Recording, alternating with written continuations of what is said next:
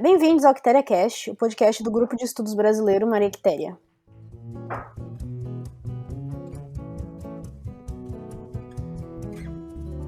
O Grupo de Estudos Brasileiros Maria Quitéria, o nosso querido Maria Quitéria, nasceu em 2019 por iniciativa de estudantes brasileiros ligados à Universidade de Coimbra e tem como objetivo ampliar o debate e instigar o aprofundamento de conteúdos relacionados ao Brasil nas mais diversas áreas do conhecimento. Eu me chamo Ana Clara, sou estudante de Ciências Políticas do Sciences Po Bordeaux. Eu sou Carol, sou estudante de Gestão da Cultura e no episódio de hoje vamos conversar com a psicóloga Marta Nogueira sobre os efeitos da quarentena na saúde mental estudantil. Marta Nogueira é psicóloga cognitivo-comportamental e trabalha com crianças e jovens de até 21 anos. É formada pela Universidade de Guarulhos, em São Paulo, e pós-graduada pelo Instituto de Terapia Cognitiva, o ITC.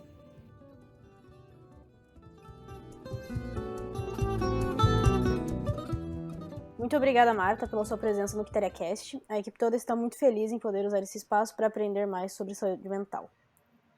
Então, vamos começar as perguntas e a gente gostaria de começar perguntando um pouco sobre sua metodologia de tratamento. A gente pesquisou aqui, viu que você aplica a terapia cognitivo-comportamental, o TCC, e a gente queria saber um pouquinho como é que ela funciona e como é que você chegou nesse formato de tratamento.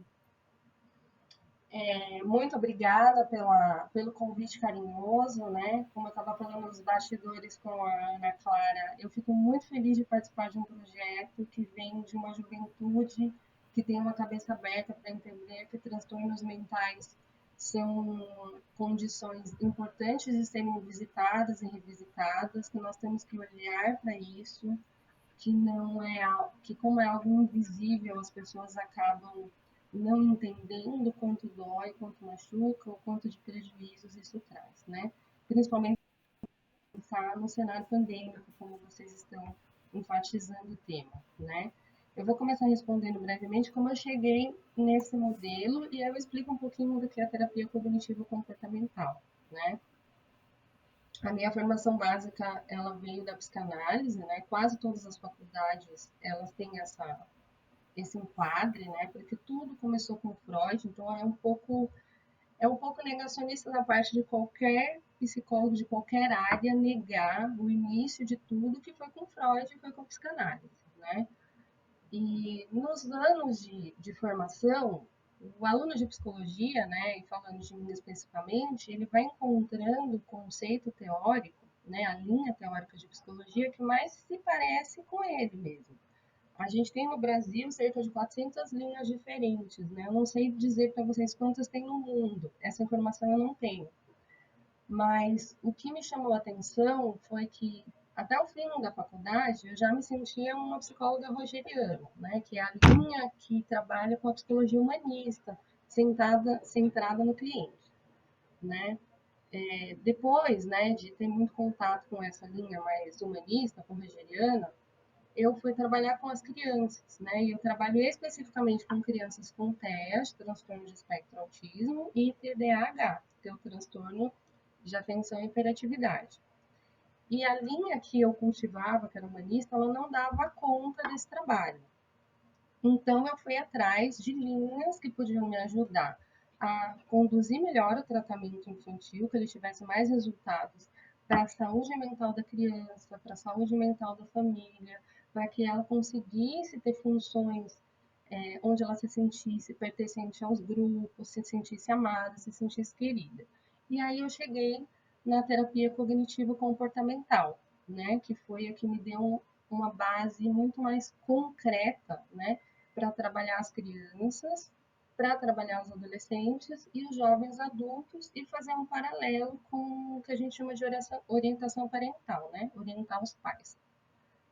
E a terapia cognitiva comportamental, ela meio que eu me apaixonei por ela, de verdade, assim, me identifico com essa linha, porque ela é uma terapia semi-dirigida.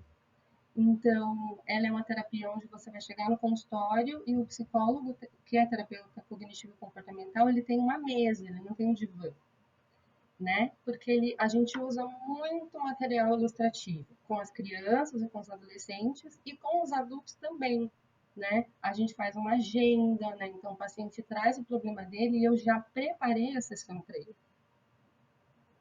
Então, essa forma de comunicação, né, ela me deixou, me fez me pertencer um pouco mais à questão da terapia, né? Eu saio daquele modelo clínico onde o paciente chega, fala, fala, fala, e eu começo a poder ajudar ele a entender essa fala dele, esses pensamentos, né? A terapia cognitiva comportamental, ela nasceu nos Estados Unidos, ela foi fundada pelo Aaron Beck, e o que, que ele fez? A tentativa dele foi trazer o modelo da psicanálise para a ciência. Ele queria transformar a psicologia em ciência, a psicanálise em ciência. E aí tem toda uma história que a gente ficaria muito tempo aqui falando sobre isso, que a sociedade de psicologia disse que aquilo não, a sociedade de psicanálise disse que aquilo talvez não serviria.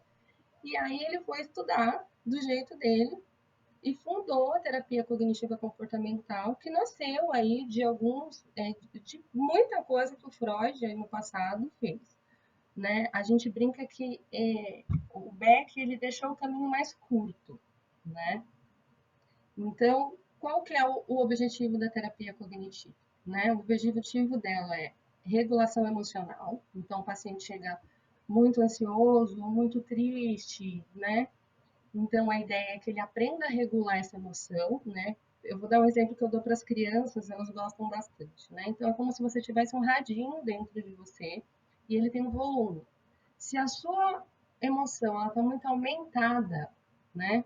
A ideia é que você possa ir lá no controle desse botãozinho de volume e baixar ela um pouquinho para ela não te fazer mal. Porque, de fato, todas as emoções são normais e são importantes de ser vividas, né? Um outro exemplo que eu gosto de usar bastante é quando você perde uma pessoa, nesse momento de muitas perdas. Imagina se você não pudesse ficar triste. Se fosse errado ficar triste. Como você ia viver o luto, né? Então, esse é o primeiro objetivo, né? Regulação emocional. E o Beck trabalha com 3 linhas de regulação emocional, que só para informação teórica a gente chama de desamor, desvalor e desamparo. E a gente identifica qual esquema esse paciente se encaixa e vai trabalhar essas regulações. O segundo objetivo é a flexibilidade cognitiva. O que é a flexibilidade cognitiva? Que a gente não seja rígido, que a gente não tenha só um pensamento para o mesmo problema, né? Então é como se você pudesse trocar uma caneta, né? Imagina que seu pensamento é tão duro quanto uma caneta. Se você for torcer ele, né? Eu vou quebrar essa caneta. Mas se você tiver pensamentos mais elásticos, como o elástico de dinheiro, você vai poder pensar que aquela situação que você está vivendo, né, aquela ansiedade que está te incomodando, ai, mas e se isso acontecer comigo, vai ser uma catástrofe, vai ser horrível, eu não vou conseguir resolver, percebe? Você está rígido, você está num caminho só. É um pensamento rígido que te leva só a uma opção de continuar mantendo a preocupação. Então, a ideia é que você tenha mais de um pensamento sobre o mesmo problema. Pode acontecer isso, pode acontecer aquilo, pode acontecer aquilo lá. Eu não estou conseguindo pensar direito. Será que eu posso pedir uma ajuda? Será que eu posso buscar uma informação?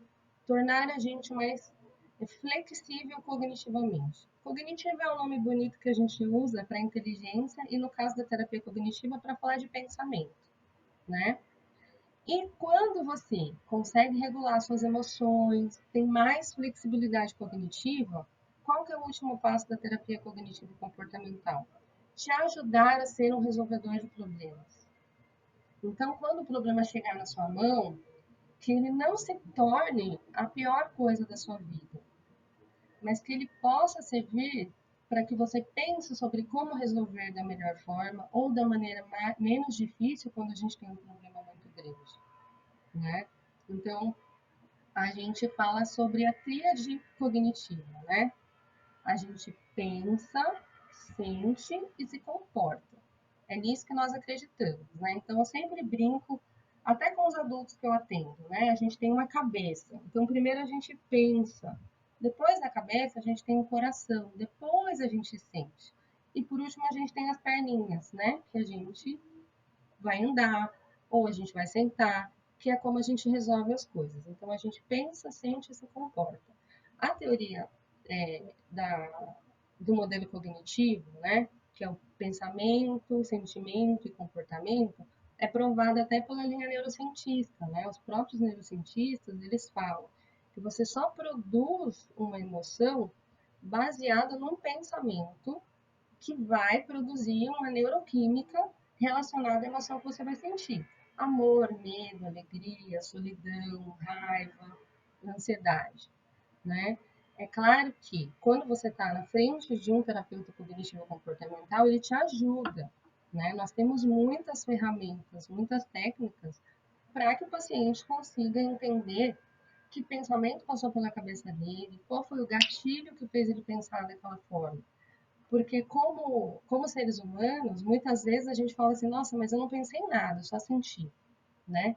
Na verdade, a gente pensou, ou a gente viu alguma coisa, a gente sentiu um cheiro, algum gatilho sensorial cognitivo aconteceu para você passar por aquela emoção, né? Só para finalizar, para não roubar muito do tempo de vocês, né? Mas o Aaron Beck, que é o fundador da terapia cognitiva, né? Ele fala que nós construímos ativamente a nossa realidade. E isso é algo que a gente leva muito em consideração na terapia cognitiva comportamental. A forma como eu interpreto o mundo é diferente de como a Ana Clara interpreta o mundo, de como a Carol interpreta o mundo, de como quem vai assistir ou ouvir o que a gente está conversando vai interpretar. Então, o que ele está dizendo para a gente? Né? O que esse teórico dessa linha que eu trabalho está dizendo? Que a sua realidade é baseada na interpretação que você faz. Então, eu vou fazer uma brincadeira com vocês, né? Eu, por exemplo, se eu ver uma aranha grande, e infelizmente isso já aconteceu, eu estava no meu consultório de psicologia, eu preciso sair da sala. Eu tenho muito medo daquilo. E essa história é engraçada porque o meu paciente de 10 anos pegou o sapato dele e matou a aranha e falou: mas ela é tão pequena, né? Pode voltar para a cadeira, doutora, tá tudo bem. Então, percebe? A minha realidade em relação àquele medo era absurdo, né? E uma criança pequena falou: ah, isso não é nada, né? E jogou o sapato lá e a aranha, tadinha, morreu. Depois fiquei com muita pena. Eu sou uma pessoa que gosta de ecologia e eu achei que eu matei a mãe de alguma aranha. Fiquei um pouco, me senti culpada. Mas é assim que acontece. Nós temos interpretações diferentes em relação ao mundo, né? Vocês, né? Falando de vocês duas. Não vou expô-las, tá? Fiquem tranquilos. Mas às vezes, quando vocês ouvem um amigo contar de um problema, vocês falam assim: nossa, resolveria isso assim, ó. Eu faria isso e pronto, ia ser eliminado da minha vida. E enquanto que a amiga que está do outro lado está sofrendo, está chorando, por mais que vocês deem conselhos, estejam do lado, não ajuda, porque a interpretação que ela faz da situação é diferente da nossa, né? Então, o que vai diferenciar a Marta, a Ana e a Carol é a forma como a gente interpreta as coisas, né? A gente também tem os pensamentos, a gente também sabe que os pensamentos mediam o afeto e o comportamento. Então, a partir do momento que eu interpreto a situação, tenho aquele pensamento, eu vou ter uma emoção e um comportamento, né? Que foi o que a gente falou do modelo cognitivo, né? Os nossos pensamentos, eles podem ser acessados. A gente pode entrar em contato com os nossos pensamentos. Isso exige treino, isso exige trabalho, mas a gente consegue fazer, né? Aí a gente sai de uma crença, né? Crenças são coisas que nós acreditamos e vamos levando para a nossa vida, né? Durante a nossa vida, já explico direitinho, que a gente não consegue identificar o pensamento. Não, mas eu não penso nada, eu só sinto, né? Com algumas sessões de terapia cognitiva, né, se a gente não estiver falando de um transtorno emocional muito grave, o paciente já começa a identificar o gatilho, inclusive, que chega antes do pensamento. Fala assim, eu acho que eu sei qual foi o gatilho, porque quando eu passei por aquela porta, e aquela porta me lembrou aquele lugar onde eu fui e eu passei mal, eu comecei a ficar ansiosa. Aí eu falei, não estou no mesmo lugar, isso é flexibilidade cognitiva, né? Ter outros pensamentos. Não estou no mesmo lugar, não é a mesma situação, vou continuar fazendo o que eu tenho que fazer. Então é um trabalho bem bacana, eu sou suspeita para falar, como eu disse, eu sou apaixonada pela linha, né? E as mudanças de pensamento são a base para a mudança de comportamento na nossa linha. A gente tem que ajudar o paciente a acessar os pensamentos, para que ele consiga regular aquele rádio, né, aquele botão de rádio da emoção dele, né? E tudo isso vai contribuir desde quando a gente nasce, né, para as crenças que a gente vai construir dentro de nós durante a vida, né? Então, eu acho que é um espaço bacana para a gente poder dizer que a gente não necessariamente imita todos os comportamentos, ou a gente pensa exatamente como os nossos pais pensam. Por quê? Porque a nossa interpretação é diferente das deles, né? Então, por exemplo, você pode ter uma crença de que eu sou uma pessoa que eu acredito que não é legal confiar nas pessoas porque as pessoas mentem, por natureza nós somos seres humanos mentirosos, né? Então eu não confio nas pessoas, né? O que essa crença pode te trazer de prejuízo? Né? Você pode ter mais dificuldade para fazer amigos, né? Porque ela é uma crença difícil de ser trabalhada, porque de fato a mentira ela é inerente ao ser humano. Então ela é muito forte, né? Percebe? Ela é rígida, né? Eu não acredito nas pessoas porque as pessoas mentem, mas e as pessoas que você pode construir vínculo, né? E as pessoas que você pode contar durante a vida? Nós não vivemos sozinhos. Então, algumas crenças que a gente vai construindo durante a vida, a gente vai chamar de crenças, né, inflexíveis, crenças limitantes, crenças disfuncionais. E elas vão fazer com que a gente tenha mais dificuldade de mudar o nosso pensamento e mais dificuldade de mudar o comportamento, né? Isso é um pouquinho do que a terapia cognitiva aí pode oferecer e trabalha. Espero que eu tenha sido clara, que vocês tenham entendido. Não, eu adorei. Foi muito, muito claro, mas eu fiquei com uma dúvida a partir disso, que é como que esse tratamento afeta diretamente as crianças e jovens até 21 anos em comparação com as outras faixas etárias. Tem alguma diferença de como esse tratamento afeta os jovens e como que ele afeta, por exemplo, os idosos, ou afeta da mesma forma para todas as faixas etárias? A comprovação científica, ela é da infância à fase as fases mais idosas. Quando eu opto em atender crianças até jovens adultos de 21 anos, é por uma questão de flexibilidade cognitiva. Então, o que acontece? Se eu atendo toda a população, primeiro que eu não tenho horário na agenda para tudo isso, e quando eu falo agenda, eu não falo nem agenda do consultório, porque eu sou cheio de pacientes, mas a gente precisa estudar. O terapeuta cognitivo, ele prepara a sessão do paciente, ele ajuda o paciente a fazer a lista de problemas e metas, ele, no final da sessão, ele prepara a próxima sessão escolhendo a técnica que ele vai usar, né? E para isso você precisa da literatura, né? Por exemplo, para falar com vocês, eu meio que usei um livro que a gente usa bastante, pelo menos aqui no Brasil, que a gente chama de Fronteiras da Terapia Cognitiva. Né? Eu gosto bastante dele e tenho o privilégio do terceiro capítulo ser traduzido pela minha professora de pós-graduação, a doutora Ana Maria Serra. Né? E a ideia de escolher essa faixa etária é que eu não conseguiria ir em todos os congressos. Né? Tem um congresso de adulto, tem um congresso de adolescente, tem um congresso infantil, aí a gente faz os cursos de reciclagem, né? Então, assim, muita gente me faz essa pergunta, Ana, mas por que você não atende pessoas mais velhas? Porque eu não dou conta de estudar tudo isso, né? Se a gente pensar que cada dia você tem 10 artigos de um problema emocional, né, eu não consigo dar conta. Então, eu escolhi esse escopo, né, dentro de uma possibilidade humana, né? Então, eu pensei, é isso que eu consigo fazer de forma acolhedora, né? Então, assim, ontem era quase 10 da noite, eu estava em ligação com um paciente grave passando mal, né? Se eu não tenho uma habilidade baseada na ciência, nos estudos e, e na reciclagem desses estudos, eu não vou conseguir ajudar esse paciente, além de ficar ouvindo ele por telefone. Então, foi mais uma questão de limite. Né? O meu limite, como ser humano, sendo uma psicóloga, ele vai até essa faixa etária, porque eu vou conseguir dar conta de estudar, de me aprofundar, né? E acolher esses pacientes. É claro, Ana, que os meus pacientes mais velhos, eles são pacientes que eu já tratei, eu recebo eles de volta. Então, tenho pacientes adultos mais velhos, né? Então, um paciente que eu atendi na infância e volta na vida adulta e tem mais de 21 anos, ele tem espaço, assim, no meu consultório, até quando eu puder atender, né? Mas eu tenho essa preferência baseado no meu limite de estudos.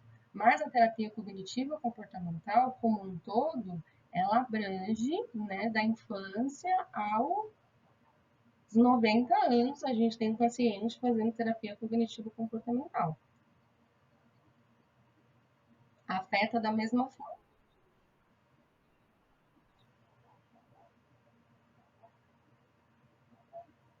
Então, Marta, pegando um pouquinho aquilo que você falou lá no início sobre a importância da gente discutir sobre a saúde mental, a gente sabe que esse ainda é um tópico muito tabu em muitos grupos sociais, na sociedade no geral. E eu queria saber como é que você vê esse estigma nos dias atuais e por que que ainda há tanta resistência das pessoas em buscar algum tipo de ajuda profissional. Olha, eu fico Ah, muito feliz entendi de você agora. fazer essa Agora ficou pergunta, completamente. porque existe um termo na terapia cognitiva que a gente chama de vulnerabilidade, né? O que que é a vulnerabilidade? A fragilidade que você tem em emoções específicas, né? Então, tem pessoas mais vulneráveis à ansiedade, mais vulneráveis à depressão, mais vulneráveis à raiva, mais vulneráveis à angústia, né? Com certeza eu estou falando isso, vocês estão pensando, né? Qual que é a minha vulnerabilidade, né? Tenho mais dificuldade com tristeza, mais dificuldade com ansiedade, com raiva, né? Então eu fico muito brava às vezes, porque é uma discussão que eu me pego pensando, principalmente quando a gente fala de saúde pública, né? Então a gente não vê projetos, né, para a saúde pública, no sentido de prevenção à depressão, prevenção à ansiedade, né? Prevenção à crise de pânico, prevenção ao suicídio, né? Eu sei que o suicídio ele é um tema um pouco mais delicado, né? A gente tem uma orientação da Organização Mundial da Saúde para não ficar divulgando números, até porque isso não ajuda em nada, você saber quantas pessoas se mataram, né? Mas a gente também não tem, né? E eu estou falando Brasil, um trabalho voltado à saúde pública. A gente tem os conselhos, a gente tem os conselhos regionais de psicologia, né? Cada estado tem o seu regional, a gente tem o federal, a gente tem o conselho de medicina, a gente tem o conselho de psiquiatria, mas isso não basta, né? Existe uma emergência que tem que ser levada à condição de saúde pública, né? O que é a depressão, o que é a ansiedade, quais os principais sintomas, quando procurar um médico, né? Lá no meu Instagram, eu coloquei um post que eu não conheço o autor, inclusive eu queria saber quem fez aquilo, né? É uma imagem de duas moças conversando e uma delas está dizendo assim, nossa, né? Por que que você tem depressão? A vida é tão bonita, né? E a outra amiga olha e diz para ela, nossa, mas por que que você tem asma, né? Tem tanto ar para respirar. Então, o problema do tabu, eu acho que está na questão de você enxergar a doença. E para você enxergar uma depressão, ela está já começando, né? Como a gente chama de sintomas anedônicos, né? Na fase da adolescência para cima, ou relacionados a pessoas que já começam a não conseguir fazer o que elas gostam de fazer, né? Então, eu adoro jogar videogame, eu não consigo nem jogar videogame, não tenho nem vontade para fazer isso. Nossa, Marta, eu adoro fazer caminhada e eu não consigo levantar da cama para fazer caminhada. Aí você já tem uma preocupação, essa pessoa pode estar entrando em anedonia, que é o comecinho, né, de um entristecimento grave, né? Que pode virar a ser um entristecimento grave, me desculpa, né? Quando a gente está falando de ansiedade, né, as pessoas não conhecem os sintomas de ansiedade, que são vários, né? A ansiedade não é só você falar muito, ou o coração acelerar, ou você ter uma agitação motora, né? Tem pessoas que elas estão transbordando, é um vulcão em erupção e elas estão apáticas, e é a ansiedade. porque é o pensamento que não para. Ninguém enxerga pensamento. Então, eu acredito que o tabu seja pela deficiência no nosso sistema público de saúde, de divulgar os sintomas, de mostrar que doença é essa, né? Nós somos os melhores do mundo em vacinação, né? Fico muito triste de falar disso nesse momento onde morre tanta gente no Brasil. Por que a gente não pode ser também uma referência em saúde mental? Depressão é isso, ansiedade é isso, campanhas, né? É necessário divulgação. Uma outra coisa também, e aí eu tô falando por mim, tá, Ana e Carol? Não estou aqui generalizando a classe de psicologia. Peço desculpa até para os colegas que vão ouvir ou que vão assistir esse vídeo, mas eu acho que falta um trabalho também na área do Ministério da Educação. Você precisa entender quais as emoções que você vive. O que é amor? O que é alegria? O que é medo? O que é ansiedade? Como a gente vive isso? Como a gente resolve esses problemas quando eles acontecem? Não tem uma educação emocional, né, instituída. Então, a gente tem duas bases deficitárias: o sistema de saúde e o sistema educacional, né? Se você sabe como você identifica, né, a doença em você, eu estou roubando essa fala de uma médica amiga minha, a doutora Malu, que é uma homeopata muito querida aqui no Guarulhos. Se você sabe como começa a doença, você no mínimo consegue buscar ajuda, ou no mínimo saber que tem alguma coisa errada com você. Mas aí você diz, né? Nossa, eu tô me sentindo muito ansioso, não consigo parar de pensar. E a pessoa diz assim: ah, vai fazer alguma coisa para se distrair. Eu também tenho esses problemas. E aí isso dessignifica o seu problema e você vai arrastando ele. E o que acontece? Quem chega na porta dos consultórios já são pacientes que estão em estado grave, que já tem que tomar medicação psiquiátrica, que é um outro tabu, né? Ah, mas o psiquiatra me passou um remédio, doutora Marta, mas eu não quero tomar, né? Eu sou muito querida, assim, você me vê muito, né, com cara de boazinha, mas eu sou uma psicóloga muito incisiva. Eu falo, vai tomar a medicação. E se você fosse diabético, não ia tomar insulina? Se tivesse com uma crise de enxaqueca, onde não consegue abrir os olhos, no claro, você não ia tomar remédio? Vai tomar, vai melhorar e depois não vai precisar mais tomar remédio. Só que o que acontece? Essas pessoas, elas chegam, às vezes, aos 40 anos no consultório. Olha, faz 10 anos que eu sou assim. Então, o que falta? Né? Falando por Marta, né? Investimento em saúde pública, né? De informação, né? De conscientização. E falta também, na educação, a administração de uma matéria mesmo, que ensine a criança, né? Desde a criança até, eu acho que tinha que sempre vir lá do pré, junto até o ensino médio, né? Vai resolver tudo? Não, não vai, mas a pessoa não vai ficar perdida. Quando você tem uma febre, você sabe que se você é uma criança, você vai ser levado ao pediatra, né? Quando você tem uma dor no pé, você sabe que é um ortopedista. E quando meu coração está doendo? E quando eu tenho uma angústia que eu não sei o que é? Quando eu não consigo dormir de preocupação? Quem que vai me ajudar? Tem gente que não sabe, né? E aqui vai o meu muito obrigada aos médicos que fazem encaminhamentos psicológicos e psiquiátricos, porque às vezes é o clínico geral, é o ortopedista, é a ginecologista que fala, olha, que você tem um problema emocional, você precisa de ajuda, né? Que bom que nós temos essa parceria indireta, né? Eu sei que existe um senso de que psicólogo não fala com médico, né? Pessoalmente falando, eu tenho uma relação muito boa com os meus parceiros, sejam de quaisquer áreas, né?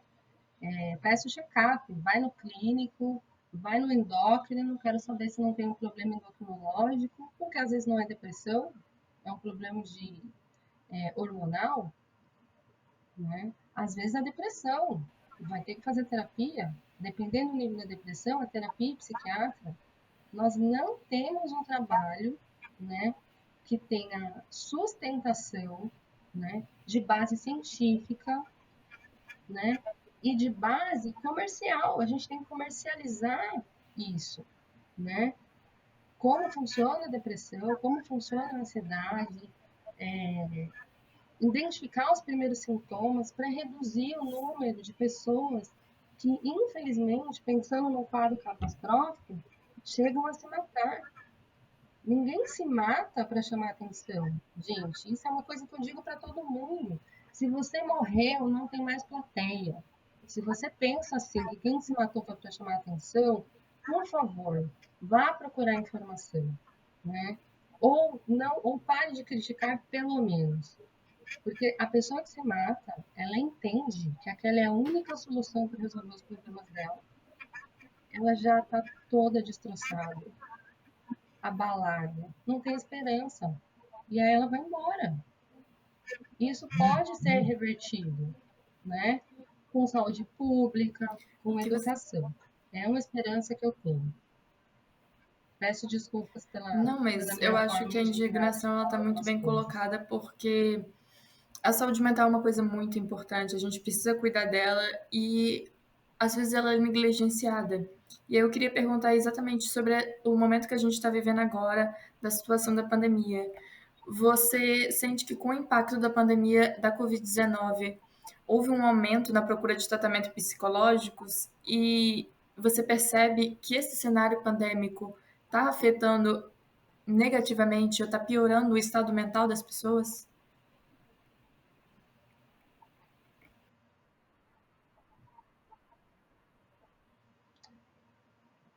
Eu vou falar para vocês a minha experiência em consultório e a minha experiência com os meus colegas, parceiros, tanto psicólogos como psiquiatras, homeopatas, clínicos gerais e neurologistas, né?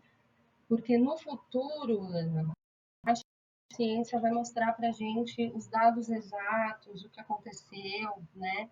Nós temos aqui no Brasil o IPQ, que é o Instituto de Psiquiatria, né? Que já vem fazendo alguns estudos sobre sobre o afetamento, né, da pandemia, né, nos consultórios de psicologia, psiquiatria, nos transtornos mentais, enfim, né. O que eu vi, né, o que eu vejo, né, no consultório hoje é uma demanda absurda de pessoas procurando terapia. E nos consultórios de psiquiatria eu também percebo, porque chegou um momento onde tem médicos que não conseguem mais aceitar pacientes novos, mas não porque eles não querem atender, mas porque os pacientes que já comportam o consultório demandam todo o tempo. Né? A semana passada eu estava conversando com um amigo meu psiquiatra, era 11 da noite, ele estava no telefone com um paciente. Porque o que aconteceu? Lá no começo, a gente teve uma pausa. Então, muita gente parou a terapia porque não se adequava ou não queria fazer a terapia online, né? Foi um pouco diferente no meu consultório, talvez porque eu já tinha pacientes fora do país, então eu já tinha um pouco de experiência na terapia online. Nós tivemos um incentivo muito grande do Conselho Federal de Psicologia para que nós ficássemos em casa, nos protegendo e atendendo online. Existe uma medida ética, né? O psicólogo para atender online, ele precisa de uma plataforma, ele precisa estar inscrito lá no Conselho Federal de Psicologia, e o Conselho Federal falou assim, olha, essa burocracia a gente vai manter, mas agora vocês podem atender. Isso foi muito bacana, né, nesse sentido. Então, o que eu percebi? Esse pessoal que pausou em qualquer consultórios aí que fosse, eles começaram a voltar depois de junho, mais ou menos. Só que aí a gente já tinha pacientes novos que não estavam se adaptando à questão do isolamento, principalmente os adolescentes e as crianças. Principalmente. Por que eu digo isso, tá? Eu estou falando não só da minha experiência no consultório, mas de uma questão científica mesmo. Por uma questão de formação, de neurodesenvolvimento, o nosso cérebro ele vai estar em formação até os 21 anos, né? Por isso que a gente tem aquela brincadeira de, você não tem juízo, menino, né? Porque principalmente o senso de juízo, ele vai estar pronto aos 21 anos, né? Eu me lembro que na verdade eu não me lembro, faz muito tempo que eu li alguma coisa sobre um projeto de lei para a maioridade ser aos 21 anos por conta do desenvolvimento, né, neurobiológico está formado aí só a partir dos 21 anos. Mas, enfim, não tenho muitas informações exatas para passar para vocês. Mas seria um projeto, inclusive, interessante, porque está baseado na verdade científica.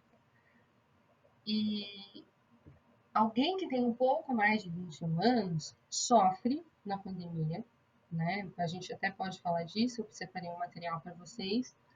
Mas quem tem menos que isso, que não tem maturidade, não só maturidade neurológica, mas que não tem maturidade de vida, né? Eu falo muito isso para os pacientes. O que é maturidade? Maturidade é você fazer as coisas. A maturidade não é uma coisa, sabe, uma mágica, né? Porque a gente olha para o adolescente e para a criança e fala assim, não tem maturidade. Não tem, porque não tem idade para ter maturidade, né? Você se torna uma mãe quando você é mãe.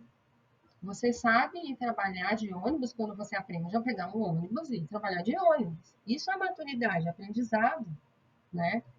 E o que acontece com essas pessoas mais novas, as crianças, os adolescentes, né? Eles não têm maturidade para lidar com a ausência da socialização, né? Vai parecer um pouco pequeno, que eu vou dizer, em relação a tudo que nós estamos vivendo, pensando em mortes, pensando em falta de oxigênio, todas as catástrofes que estão acontecendo, mas a gente precisa respeitar as faixas etárias quando a gente está falando de psicologia, né? O adolescente, ele perdeu muita coisa, né? Então, pensa no adolescente de terceiro ensino médio em 2020, né? Não viu os amigos, não viu os professores, não fez a despedida. Muitos desses adolescentes perderam pai, perderam mãe, perderam professores, perderam amigos. Toda a vida deles, né, foi pegar, como a nossa, né, como a de todas nós, mas pensando no adolescente, foi pega e colocada assim, dentro do quarto. Como é que você administra tudo isso? Sendo que até a questão da administração, da execução de tarefas, do planejamento é algo que está em desenvolvimento nessa pessoa. Ela não está pronta para isso, né? Então, essa puxada de tapete que a pandemia deu, ela quebra o nosso esquema, né? Nosso esquema cotidiano, nosso esquema rotineiro. E nós, enquanto adultos, inclusive, nós não somos preparados para a quebra de esquema. A gente desregula. A gente começa a ter o que a gente chama na ansiedade de pensamentos com perguntas no final. E se? Mas e? E talvez? E se acontecer isso? E aí a gente desregula. Então é diferente um adolescente desregular, uma criança desregular e um adulto desregular. O adulto vai tentar segurar a onda, ele vai engolir. Tá errado isso também, mas não teve outro jeito. A gente teve que fazer assim, né? Vai segurar a onda porque ele tem um filho, porque ele tem uma filha, porque tem que sustentar a casa, porque tem a mãe para cuidar, o pai para cuidar, e vai tentando aí, né, fazer orquestrar as coisas de forma que elas não desabem. O adolescente vai chorar, ele vai se irritar, ele vai trocar o dia pela noite, ele vai se comportar de uma forma a oscilar o humor. Então, ele vai estar muito intenso emocionalmente, tanto para o positivo quanto para o negativo, né? Nas crianças, o que eu percebi foi a dor da saudade, né? O ano passado eu fiquei de março até setembro só online, o que inviabilizou tratamentos de crianças menores, né? Muitas crianças a gente conseguiu adaptar por vídeo, inclusive crianças com transtorno de espectro autista, isso me deixou muito feliz, né, com a ajuda dos pais, mas algumas crianças não se adaptam, né? E quando eu voltei, o que eu mais ouvia dessas crianças era: eu tenho muita saudade da minha professora, eu tenho muita saudade do meu amigo, eu não tenho mais amigos. E crianças com pensamentos distorcidos. Os meus amigos não gostam mais de mim. Eles não me veem mais. O que é um pensamento distorcido ou um erro cognitivo, né, que a gente chama de terapia cognitiva? É quando a gente olha para uma situação e a gente interpreta ela de forma errada. E essa criança estava interpretando errado. O que ela pensou? Não vou mais para a escola, não brinco mais, não tenho mais amigos, eles não gostam mais de mim. Então, isso vai gerando uma marca nas emoções, né? Como eu falei lá na frente, para mudar o comportamento humano, você precisa mudar o pensamento, né? Para terapia cognitiva comportamental. Então, foi o que eu mais percebi. Pacientes medicalizados, né? Então, assim, adolescentes que a gente trabalhava com sem medicação, inclusive problemas, conflitos grandes, eles acabaram que com os mesmos problemas que no passado a gente fazia de uma forma muito tranquila, hoje a gente está tendo que medicar, porque eles estão anedônicos, né? A gente teve um pico de ansiedade muito grande no ano passado, né? Porque o ansioso, ou a pessoa que está com ansiedade, é muito importante a gente falar isso, né? Porque senão todo mundo vai pensar que tem transtorno de ansiedade, né? Lembrando que todas as emoções são importantes de sentir, ele precisa de quê? De previsibilidade. Para não estar ansioso, o ansioso precisa de previsibilidade. Que previsibilidade que a pandemia nos dá desde o início? Nenhuma. A gente não sabe quando ela vai acabar. Esse é o primeiro ponto. A gente não sabe se a gente vai estar vivo até o final disso. A gente não sabe se a gente vai perder alguém que a gente ama. A gente não sabe se a gente vai ter emprego, se o meu pai vai ter emprego, se a minha mãe vai estar empregada, se eu vou poder continuar na mesma escola com os meus amigos. Então, a pandemia, ela veio para mostrar que nós somos muito vulneráveis mesmo, principalmente a questão da vulnerabilidade. E eu acredito que esse excesso de ansiedade, ele está trazendo esses sintomas de anedonia, né? A gente começa a ficar entristecido, a gente está desesperançoso, porque a falta de previsibilidade, ela vem se mantendo, se arrastando, e aí você fica desesperançoso, né? Então, esses são os efeitos mais comuns que eu vi no consultório, né? Sem contar com os eventos mais graves relacionados a tentativas de suicídio, né? Eu estou falando com vocês, mas o meu celular está ligado, estou de plantão, né? Eu tenho pacientes hoje que eu preciso, se for o caso, atendê-los de madrugada.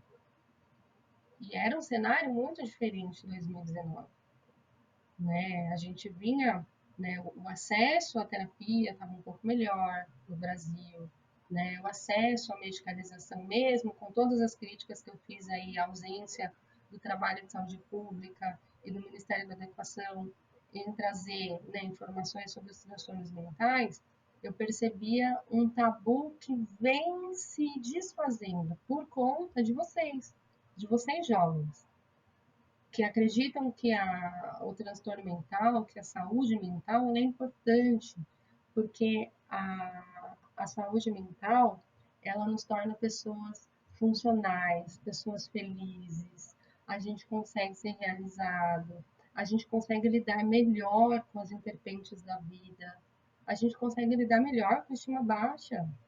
Quando eu tenho saúde mental, eu posso até não estar bem aquele dia, isso é esperado, nós somos humanos, mas eu consigo entender o que está acontecendo comigo, consigo achar uma solução, consigo procurar ajuda, por exemplo, né? Então, essa condição é bem complicada, né? Então, eu vi uma mudança absurda desde o início, né? E a gente também tem doenças, né? Que elas começaram a aparecer com um pouco mais de intensificação na pandemia, né? Antes de falar delas, eu só queria lembrar da vulnerabilidade, né? Então, se eu sou uma pessoa ansiosa, e todo ansioso precisa de previsibilidade, né? Precisa de mais coisas, por isso que tem que se tratar. Mas até então acha que precisa de previsibilidade, ele ficou mais ansioso, né? Quem tem vulnerabilidade em depressão ficou mais entristecido, ficou mais desesperançoso, percebe? Então, os quadros que estavam estáveis, que a gente estava caminhando bem, eles fizeram isso aqui, eles caíram. As pessoas voltaram a fases mais frágeis do tratamento. Então, eu percebi isso muito nitidamente. Como eu trabalho com transtorno de espectro autista, né, isso daria uma outra história para a gente contar, mas essa experiência com as crianças com autismo me ajudou muito, né, no trabalho com os meus pacientes que não são autistas na pandemia. Por quê? No autismo, a gente tem uma condição científica onde a, a sintomatologia da pessoa com espectro autista, ela tem uma variabilidade dentro da sintomatologia. Então, o que é isso? Ela melhora, né? A gente faz o tratamento, ela melhora, mas ela pode regredir. Quando ela regride, a gente retoma o trabalho. Então, quando eu vi os meus pacientes, pacientes de colegas, e pacientes de colegas neurologistas e psiquiatras, enfim, de várias áreas, começarem a regredir, né, eu respirei fundo e falei assim: eu sei como eu tenho que fazer. Tenho que voltar do zero e começar de novo e acolher esse paciente. Né? Não que seja fácil. Não foi e não está sendo. Né? Agora eu estou falando como pessoa. Mas voltando às outras questões que afetam, distúrbios alimentares, né? Então você tem obesidade, né? Falando muito alto aí, não só pela dificuldade de sair de casa e fazer uma atividade física, mas pelo ócio, pela ansiedade, acaba se comendo muito mais. A gente também tem as pessoas que não comem, né? Então a gente tem ansioso que não come, a gente tem depressivo que não come, né? E acabam perdendo peso, insônia. E a insônia tem vários fatores se a gente pensar no período pandêmico, né? Você está o dia todo na frente do computador, estudando, né? Pensando no adolescente, no jovem adulto, né? Ou numa criança também, que eles fizeram aula online, né? Desde os pequenos aí do pré, né? Ficou metade do dia no computador. Aí depois vão fazer tarefa. O que sobrou? Televisão, iPad. Porque o pai também está no outro quarto trabalhando home office. Você não cansa o corpo. E sua cabeça tá assim, ó. Porque nós não estamos para ficar o dia inteiro com a cara na frente do computador. Você fica acionado. O que é isso? O seu cérebro entra em estado de vigilância. Você não descansa. O que acontece? Você não dorme, né? Então, a gente tem os fatores emocionais que causam a insônia, a preocupação, né? A preocupação, sim, de tudo que a gente já falou, né? De quando vai acabar, de como que vai ser, do meu amigo, né? Os adolescentes não estão socializando, as crianças não estão socializando.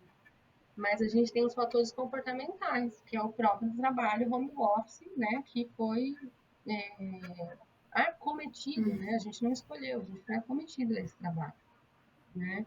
Conflitos familiares, né? Então as famílias começaram a ter que conviver juntas todos os dias, o dia inteiro. Algumas famílias lidaram muito bem com isso. Está sendo uma experiência muito bacana, né? Outras famílias estão desgastadas, não sabem lidar com a situação, né? Então essa adaptação, ela pode provocar estresse, pode provocar ansiedade, pode trazer sintomas emocionais, não necessariamente você precisa ter um transtorno, né? Mas sintomas emocionais que vão atrapalhar na sua condição, né? Alcoolismo, né? O consumo de álcool aumentou na pandemia. Eu não sei se eu posso falar isso aqui, mas eu gostaria muito de lembrar. A violência doméstica, ela é um fenômeno da pandemia. E para mim, ela não é só um problema emocional, ela é um problema emocional, físico, social, político. Essa mãe tem um filho, ela tem que cuidar dele, e às vezes ela não pode sair de casa porque o que vai ser dessa criança? Quem aguenta viver nessa condição emocional? Né? Então eu entendo, né, a violência doméstica, apesar de não ser da área, né, como um fenômeno assim, agravante da pandemia, né? Não só pelos números, mas pelo fato em si, né? A falta de foco, eu não sei se vocês têm notado, né, a dificuldade de sentar para ler um livro, a dificuldade de sentar para assistir a online, conseguir administrar toda a condição neurológica de ouvir, receber a informação, compreender, interpretar, armazenar ela, fazer uma observação e depois se lembrar. Esse processo está muito afetado, né? Esse começo de ano, o que eu mais recebi foram queixas de não consigo estudar. Eu tento, eu ligo o computador, eu troco de roupa, faço o esquema do home office, mas eu não consigo ouvir o professor falar, né? Então, o que eu estou indicando para alguns pacientes? Veja bem, eu vou plagiar uma fala da minha professora de pós-graduação, a doutora Ana Maria Serra.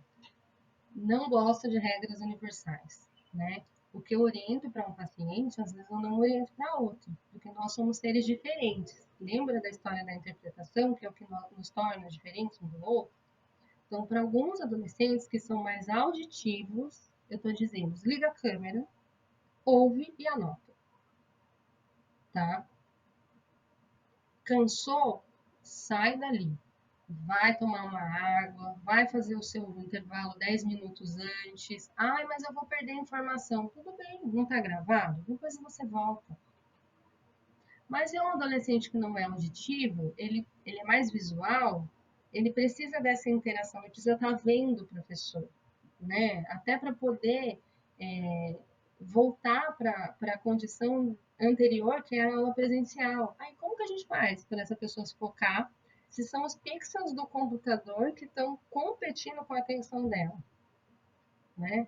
Coloca o computador mais longe de você, aumenta o volume e tenta fazer alguma coisa. Se não estiver bem, você não vai conseguir fazer, né? Levanta, toma uma água, toma um banho antes de começar a estudar. Então, assim, a gente está tentando de todas as formas, de todas as maneiras, né? Ajudar essas pessoas. E aí, quando a gente fala de um jovem adulto, o negócio fica pior, porque ele tem que trabalhar na frente do computador. Não dá para ele desligar a câmera se ele quiser, né? Ele está numa reunião com o diretor, né? Ele não vai desligar a câmera porque a psicóloga mandou, né? A não ser algumas empresas que eu tive o prazer de conhecer o ano passado que trabalham com treinamento humano, né? Então, com certeza essas abririam exceções. Mas é muito difícil porque mesmo o home office no passado, ele não era tão pesado como é agora na pandemia, né? O empregado ele tinha que ir 2 vezes por semana no lugar físico, né, da empresa, uma vez por semana. A cada 2 meses ele tinha que trabalhar presencialmente, fazia viagens, né? Então, que a gente tem uma overdose de home office aí que vai tirando o nosso foco, a nossa atenção seletiva, né? E a gente começa a ficar desanimado, né? Voltando para o adolescente, ele começa a se sentir inútil. Eu não consigo assistir a aula, aí eu não consigo fazer a tarefa, porque eu não assisti a aula, então eu não sei como é que faz isso daqui, né? Eu não consigo relaxar, porque o videogame já foi. As plataformas de entretenimento, né? A Amazon Prime, Netflix e tantas outras, passaram a ser rotina.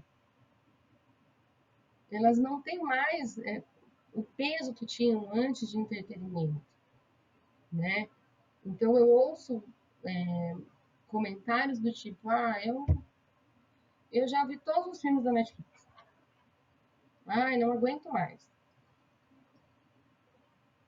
Sem contar com as pessoas que não têm esse perfil, que não se divertiam assim, que eram mais naturais, né? Relacionados à natureza, né? Gostavam de parques, os parques estão todos fechados no Brasil, né? Então, isso tudo traz o que eu falei para vocês há minutos atrás, que a gente chama de anedonia, né? Que é a ausência de vontade de fazer até o que gosta. E aí a gente tem que ser muito rápido para trabalhar bem no começo, para essa pessoa não adoecer de fato, né? Eu percebo as pessoas muito fadigadas também, não aguentam mais a pandemia, o isolamento, né? Querem ver pessoas, querem sair, querem pôr uma roupa bonita para ir em algum lugar, né? Você fala assim, Marta, mas é absurdo o que você está falando, né? Parece absurdo mesmo, né? Porque nós estamos, como eu falei para vocês, hoje no momento mais difícil que o Brasil viveu, né? Mas eu não posso fechar os olhos para os fenômenos que estão aí, né? Eu não sei como os cientistas no futuro vão chamar o que eu estou chamando de fadiga, né? Como eu falei para vocês, eu estou falando por mim, né? Baseado nas minhas experiências, né? Desde o ano passado enquanto psicóloga. Mas as pessoas estão fadigadas, né? E a gente tem um outro cenário que ninguém fala. A gente tem favelas e a gente tem pessoas que moram aí. Essa semana eu vi uma entrevista de uma mãe que tem 10 filhos. Ela mora num barraco de um cômodo. Como ela faz isolamento? Então, percebe? A gente tem uma fadiga relacionada a uma classe, né, que sente falta de lazer, e a gente tem uma fadiga de uma classe que não tinha lazer e não tem o que fazer. Né? Então, percebe? São problemas emocionais não estruturados. O que, que eu quero dizer com isso? Eles acontecem com quem tem poder aquisitivo, com quem não tem poder aquisitivo. Então, por isso, a minha indignação em relação à saúde pública. Precisamos tratar as pessoas, todas elas, todas, né?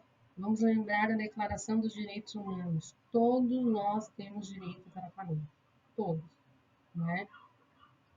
Mas, enfim, não quero fazer um discurso político, né?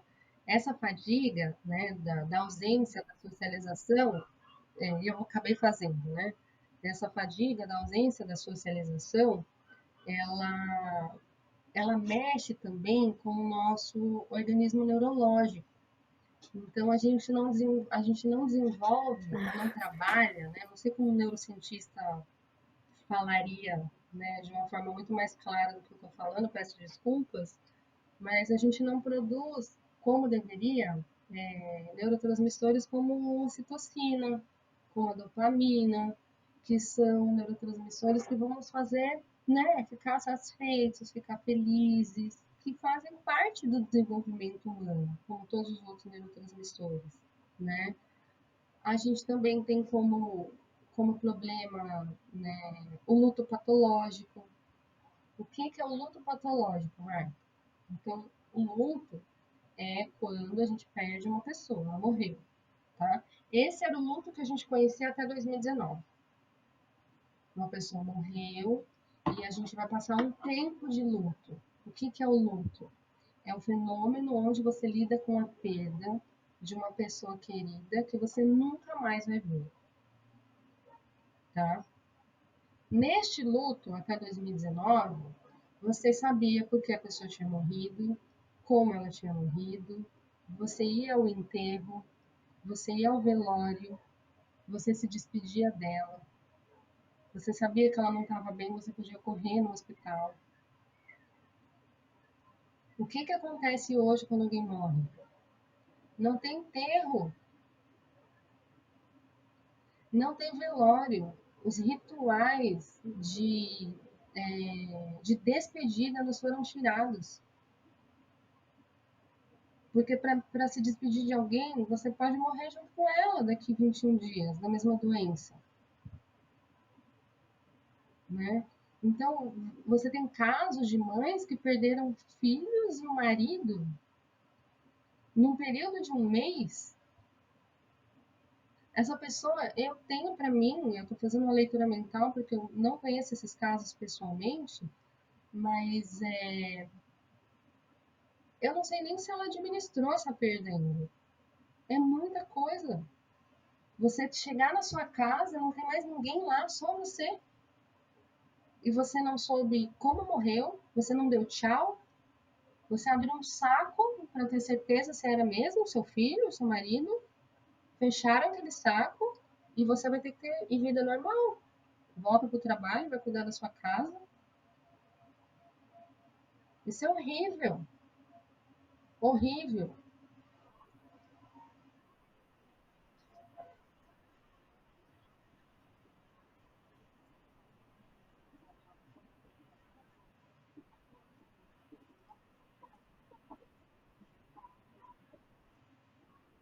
gente, a gente cortou muitos ritos, né, que nós tínhamos antes da pandemia, por exemplo. Essa mesma questão do luto, de ter essa despedida, a gente cortou isso. Teve muitas crianças que cortaram a finalização na escola. Aniversários, casamentos, datas comemorativas no geral, tudo isso foi muito cortado, né?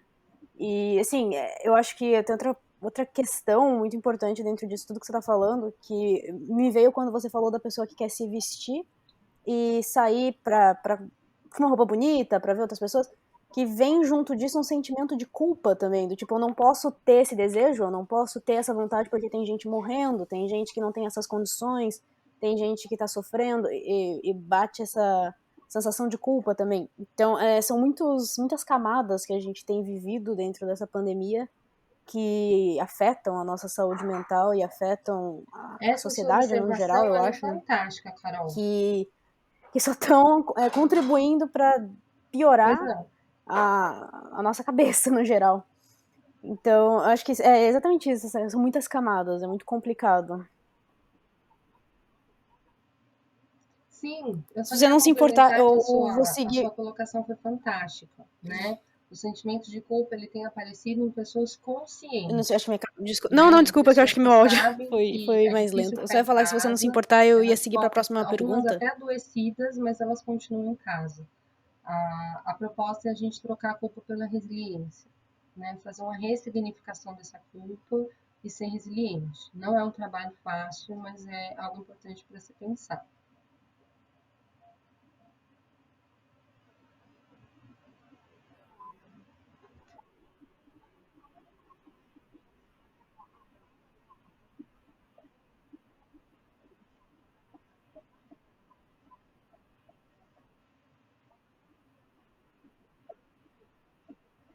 Sim.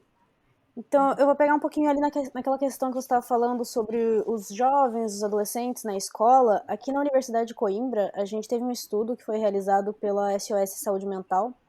Teve 1.484 respostas, a maior parte foram de estudantes portugueses, mas 47% dos alunos que estiveram nessa pesquisa referiram que se sentiram muito fragilizados nessa época da pandemia, e 20% falaram ter pensamentos suicidas, o que eu acho um número muito alto, apesar de terem sido 1.484 e ter muito mais alunos na UC. Eu acho que isso já demonstra assim, o quão grave está sendo a pandemia na saúde mental dos estudantes. E pegando bem naquilo que você falou das universidades mesmo, das dicas que você deu para, por exemplo, alunos mais auditivos, Agora, você fez qual o uma papel você acha pergunta que as universidades, de instituições de ensino no geral, que podem ter ela na merecia uma afetação desses resposta números mais de alunos que estruturada estão do se que eu sentindo vou mais dar, fragilizados né? Porque eu vou mentalmente? falar como Como é que a gente pode psicóloga, dar esse né? Mas é apoio uma aos pergunta que estudantes você dentro da merecia ouvir universidade? um reitor falando, um psicólogo falando, um psiquiatra, um coordenador pedagógico, um orientador pedagógico, né? Então, eu peço desculpas por falar só por mim, mas é importante dizer para você que essas outras pessoas também deveriam corroborar com o tipo de resposta que eu vou dar. O que eu percebo é que as faculdades, as universidades, elas também foram acometidas, né? Elas também tiveram que se reinventar num tempo muito curto. E quando eu falo de faculdades, eu falo de professores, né? Por isso que eu falei que a minha resposta talvez seja parcial. Eu acho que, em primeiro lugar, esses professores têm que ter um treinamento, uma capacitação, né? Voltada como que eles pegam tudo que eles aprenderam a fazer presencialmente e a colocar nesse quadradinho aqui, ó, que a gente está usando, né? Um treinamento para como eles vão interagir, né? Da forma como eles interagiam presencialmente nesse quadradinho que a gente está falando. Então, a minha preocupação, ela parece que vem de cima, mas não, ela vem do mediador, que é o professor. Nós temos como referência em educação à distância a Finlândia, né? Eles veem como a questão da educação à distância, né? O ensino híbrido, isso foi inventado pelos finlandeses, né? Eu não sei se de forma concreta o nome foi deles, né? Mas desde 94 eles vêm colocando algum tipo de tecnologia híbrida na educação. E detalhe, Eles tiveram dificuldade no ano passado. E eles estão desde 94 nisso. O que aconteceu lá na Finlândia, tá? Aí eu vou roubar essa cena aí para dizer para vocês que eu acho que é o que tinha que acontecer no resto do mundo. Eles desenvolveram para esses professores uma equipe de suporte, eu não sei se esse foi o nome certo, tá? Onde o professor tinha com quem falar tecnicamente para ajudá-lo na online. E olha só, o aluno, aí agora a gente está falando do produto final, que é o aluno, né, da pessoa, da sua pergunta, né, Carol? E o aluno, ele também tinha um respaldo. Então, o aluno que não tinha o computador, ele tinha cedido um iPad, a escola cedia um iPad, um tablet ou um computador. Então, se você não tinha a educação nas suas mãos, a escola ia lá e levava. O governo, enfim, ia lá e levava. E isso está acontecendo até hoje. E na retaguarda, a gente tem um professor treinado, que mesmo treinado, quando tem dúvidas, tem suporte. Então, o que eu penso que as faculdades tinham que fazer é treinar os professores, treinar o mediador, que é o responsável pelo conhecimento. Porque ele treinado, ele vai saber que aquele aluno não está conseguindo prestar atenção, ele vai conseguir encontrar uma estratégia pedagógica, né? Eu tenho formação em pedagogia também, né? Então acho muito importante a gente falar disso, não como pedagoga, né? Eu ainda falo como psicóloga, mas uma estratégia pedagógica para ajudar, né? E que esse professor, esse aluno, tenham esse suporte por fora, que esse aluno possa falar com o orientador do curso, olha, orientador, eu não consigo assistir aula, e esse orientador, ele tem um treinamento para pensar, eu consigo ajudar ele com essa orientação e ele vai melhorar. Não, esse cara está com problema emocional, então eu vou passar ele pro psicólogo escolar. Isso é o meu mundo ideal de psicólogo, tá? Mas assim, o que a gente precisa é de treinamento e suporte. Porque aí a gente vai saber se esse aluno não está bem emocionalmente, né? Ou se ele está com uma condição onde o emocional, de alguma forma, não está tão fragilizado, né? E as orientações pedagógicas vão ajudá-lo, né? Porque a pedagogia é o que nos faz aprender, é o que nos mostra as estratégias de aprender e dá a possibilidade do professor a estratégia de ensinar. Então, as faculdades eles têm que investir, eu acho, né, falando como psicólogo, investir em treinamento para professor, né, suporte para professor, suporte para aluno, acesso. O aluno precisa saber com que ele vai conversar, né? Não consigo fazer isso, não consigo fazer Sim. aquilo. Ter um orientador e que tenha um psicólogo escolar. O que o psicólogo escolar faz? Ele não faz clínica, como eu faço. O psicólogo escolar, ele entende qual a situação do aluno e ele diz para esse aluno, você precisa de terapia. Vamos tratar? Né? Porque você se tratando, daqui 1, 2 meses, você já vai estar com seu foco um pouco mais normalizado, vai conseguir fazer as suas coisas com mais eficiência, vai se sentir melhor. Né? Então, de novo, eu caio aí na saúde mental relacionada à divulgação disso. Mas se o professor não tem treinamento, ele vai dar aula do jeito que ele consegue dar, né? Aqui no Brasil, a gente teve vários exemplos de professores da rede pública, assim, que eu tenho meu respeito eterno, porque eu venho da rede pública, né?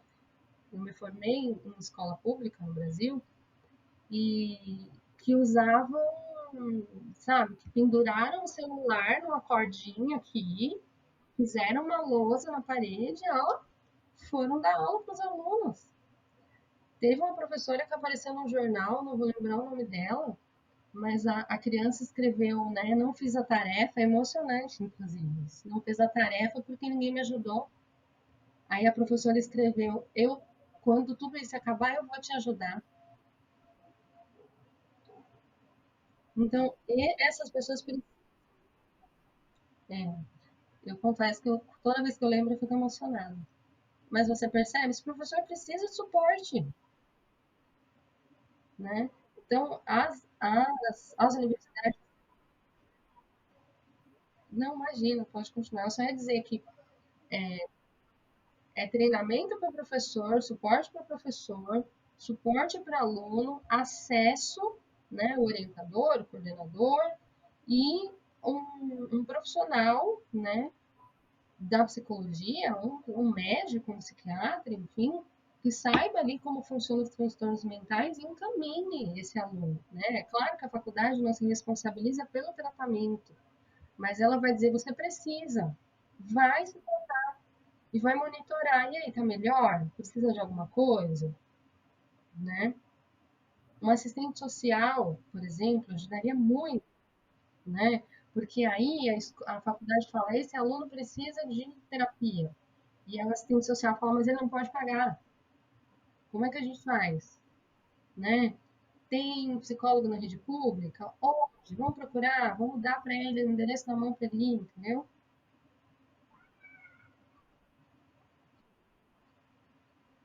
Eu acho que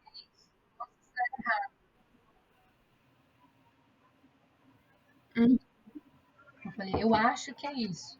Como a minha resposta é parcial, posso estar errada. Uhum.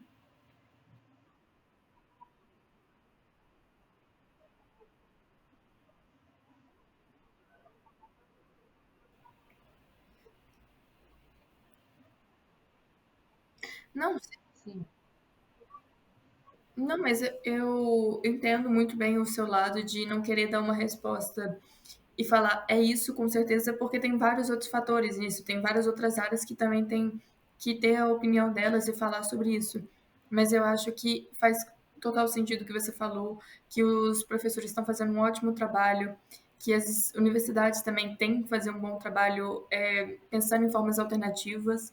E nessa mesma pesquisa da Universidade de Coimbra, apenas 0,3% dos estudantes internacionais tiveram uma participação nas respostas.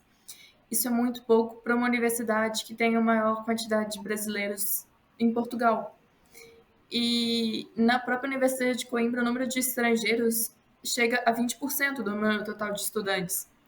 E aí eu queria perguntar em relação a isso, como lidar com essa situação pandêmica que afeta estudantes internacionais, que além de tudo encontram-se fora do seu país de origem, encontram-se longe da família, de amigos, e ainda muitos estudantes têm uma situação financeira, uma crise eu acho econômica que a que gente eles está têm que lidar. falando de Então, um como gerenciar trabalho todo macro, esse né? conjunto de Eu não vou nem problemas de chamar ele de distância, multidisciplinar, porque eu não estou falando só de de médicos, isolamento, de crise, como mas que faz quando para você fala de gerenciar isso brasileiros tudo? aí em Portugal, né?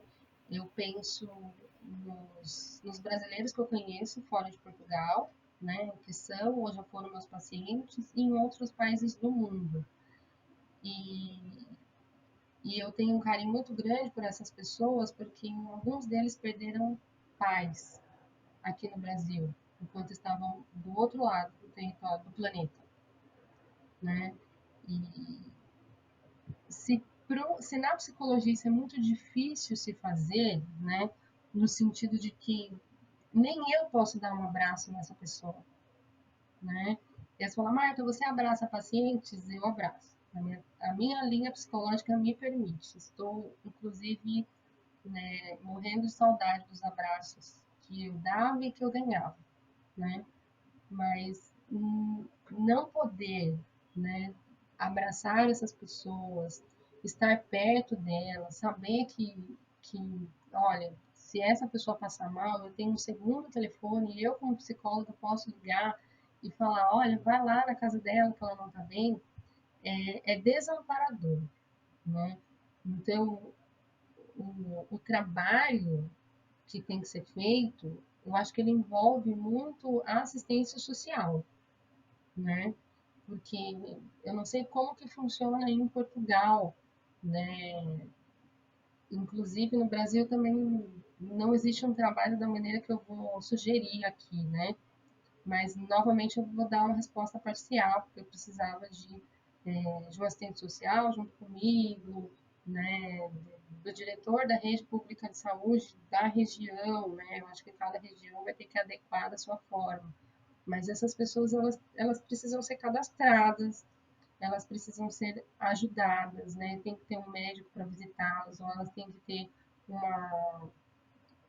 um tipo de periodicidade, né, para ir nesse posto de saúde, não sei como se chama aí em Portugal, mas nesse posto de saúde, nesse hospital, para que seja avaliada a saúde mental. Porque se eu entendo a situação como desamparadora, enquanto profissional, que estou aqui no meu país, perto da minha família, né? Imagina quem está longe, o desamparo é muito maior, né? Principalmente quando você fala da situação econômica. Então, eu acredito que um trabalho consistente da assistência social ajudaria muito.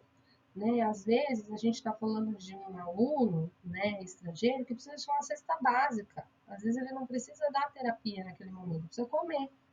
Né?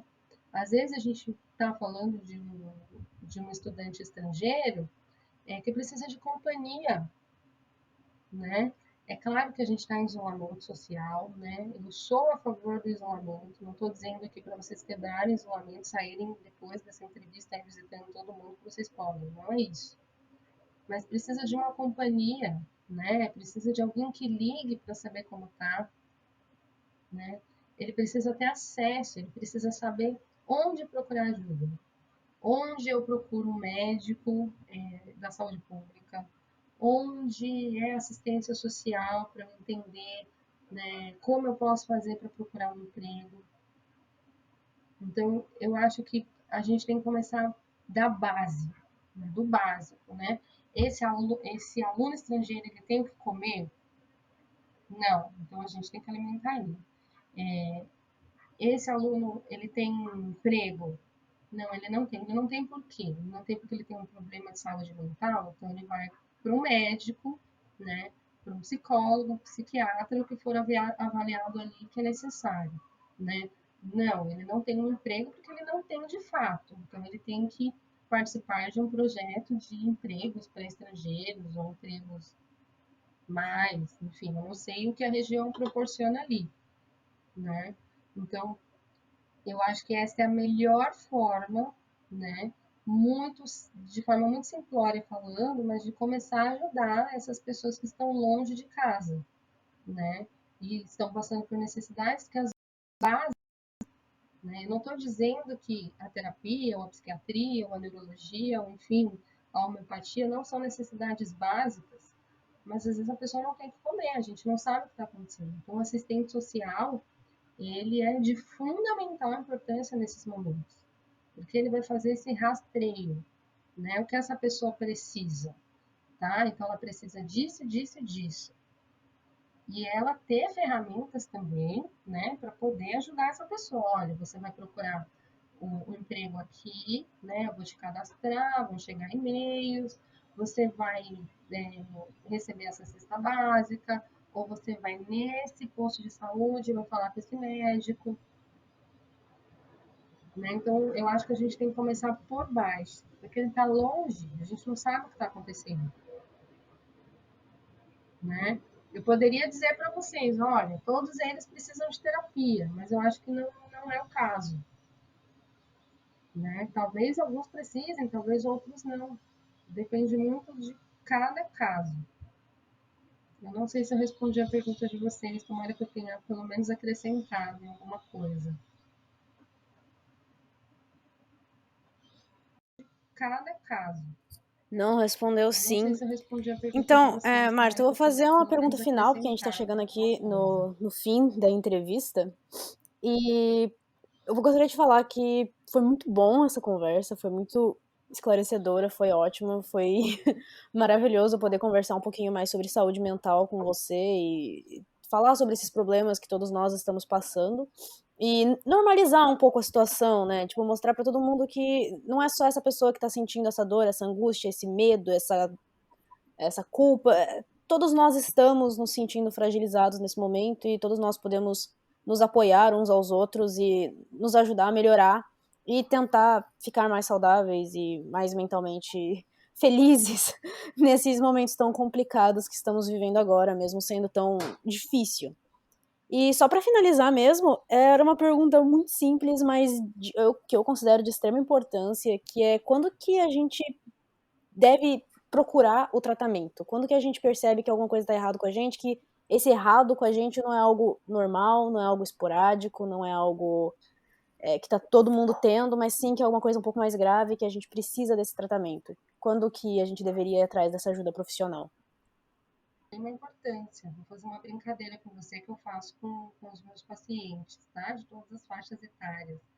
Se a sua pergunta tivesse um tamanho de importância, Carol, ela não ia caber aqui no meu escritório, porque ela é muito grande, né? Esse é um exercício que eu tento mostrar para os pacientes, às vezes, o tamanho da conquista deles, né? O tamanho da alegria deles, né?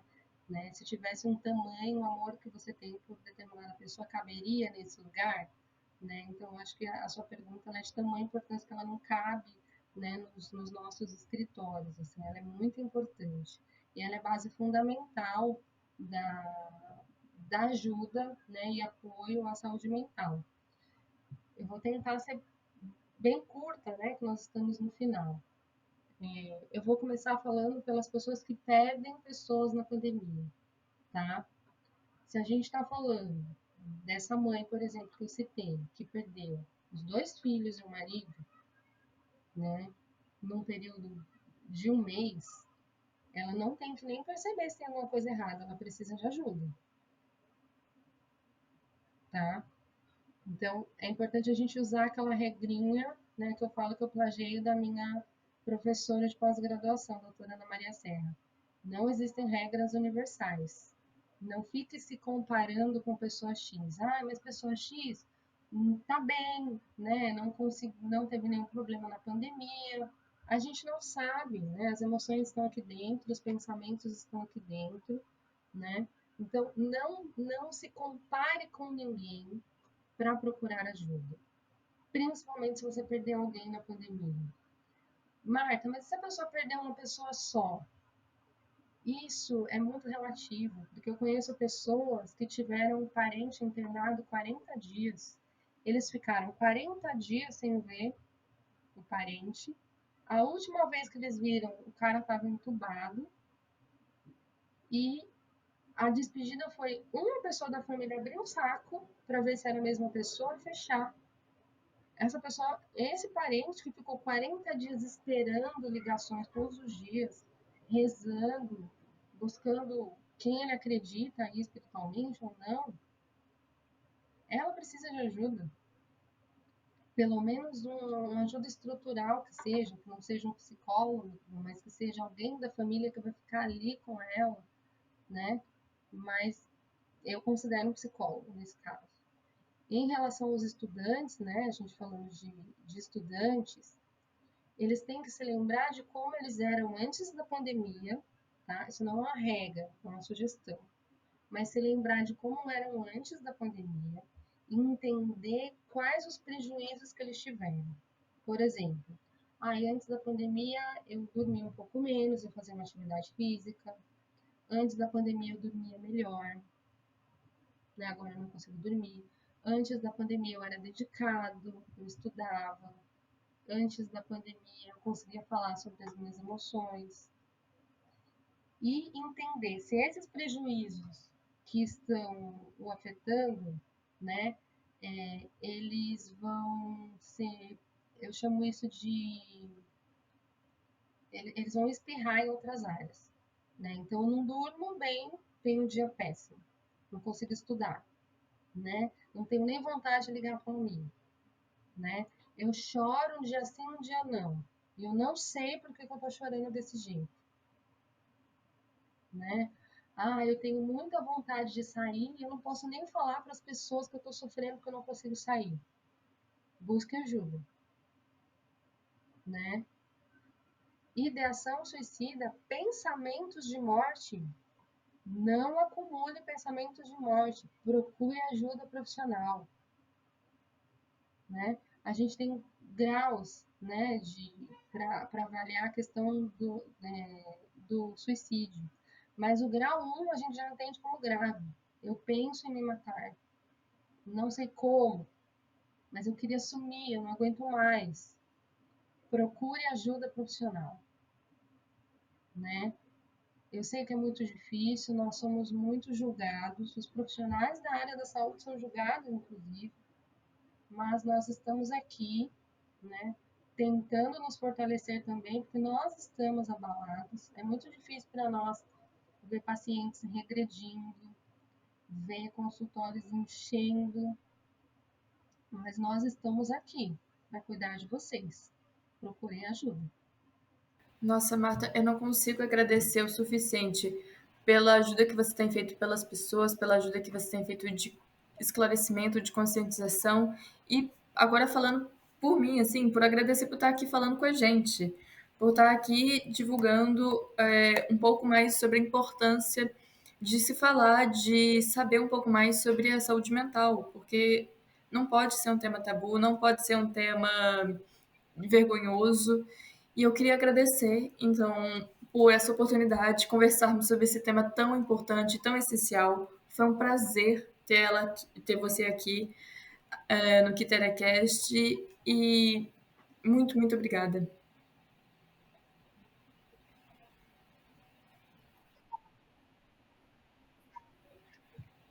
Eu que agradeço. Muito obrigada mesmo, Marta, pela essa conversa. Foi muito bom. Pode falar, Carol. Eu interrompi você, desculpa. Eu sou uma psicóloga tagarela. Pode continuar.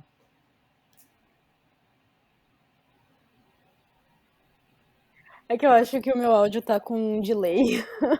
Não, eu só Tudo tava bem? Tá agradecendo todo mundo mesmo. Muito ouvindo? obrigada por ter participado aqui com a gente. Foi muito, muito bom. Eu acho que ela terminou dizendo que foi tudo bem e tudo muito bom. Foi isso, Carol?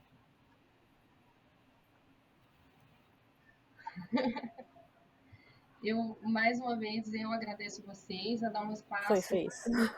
Eu acho que tá com delay de meu áudio. importância à psicologia no Brasil e no mundo, né? A psicologia é uma ciência, ela tem comprovação científica, ela está aqui para ajudar, para que nós possamos regular as nossas emoções, aprender a cuidar das nossas emoções, entender que as emoções são naturais, que elas são importantes de ser sentidas, que nós temos que ter flexibilidade cognitiva, ter mais pensamentos alternativos para uma única situação e aprender a resolver os problemas, né? Alguns problemas a gente resolve hoje, alguns dependem de outras pessoas, né? Mas eles têm solução, tá bom?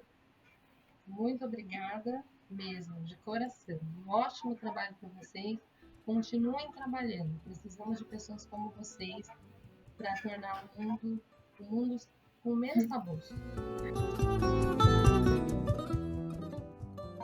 Então, para você ouvinte, obrigada por nos acompanhar em mais um episódio do KiteriaCast. Se você gostou desse conteúdo, dá uma força para nós e compartilhe a palavra do KiteriaCast com seus amigos, com a família e também nas suas redes sociais para atingir as inimigas.